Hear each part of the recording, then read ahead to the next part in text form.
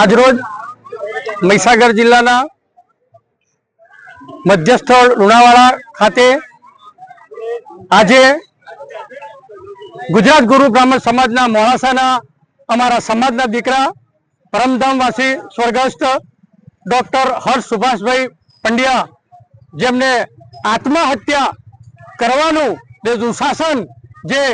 ત્રણ મહિલાઓ જે આમ તો મહિલાઓ નારી શક્તિની કહેવાય છે,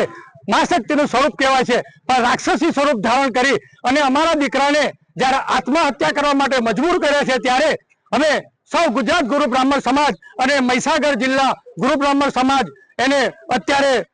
ભાઈ શ્રી હર્ષને શ્રદ્ધાંજલિ સ્વરૂપે અમે આજે રેલી માર્ચ યોજીને એને શ્રદ્ધાંજલિ અર્પિત કરીએ છીએ। એને આત્માને શાંતિ મળે એવું રાજ્યના ધામમાં અમે ત્યાંથી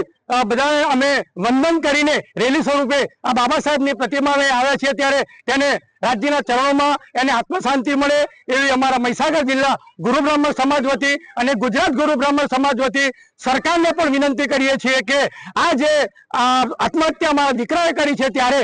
સરકારશ્રીએ પણ પગલાં લીધા છે, FIR થઈ છે, પરંતુ ત્વરિત એની ધરપકડ થાય અને એક એવી સજાનો દાખલો બેસવો જોઈએ કે આવનારી પેઢીઓમાં કોઈ પણ સમાજનો દીકરો કે દીકરી હોય તો આ રેગિંગના મુદ્દાના કારણે કોઈ દીકરા દીકરીને આત્મહત્યા કરવાનો વારો ના આવે। તો સરકારશ્રીને ફરીથી અમે સમાજ વતી ગુરુ બ્રાહ્મણ સમાજ વતી બે હાથ જોડીને કર્મઠ વિનંતી કરીએ છીએ કે એને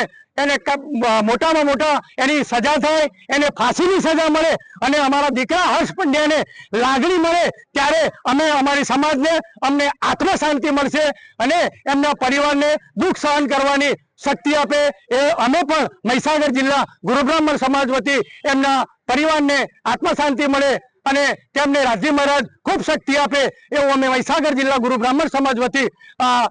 વંદન કરીએ છીએ, આ વાત મૂકીએ છીએ।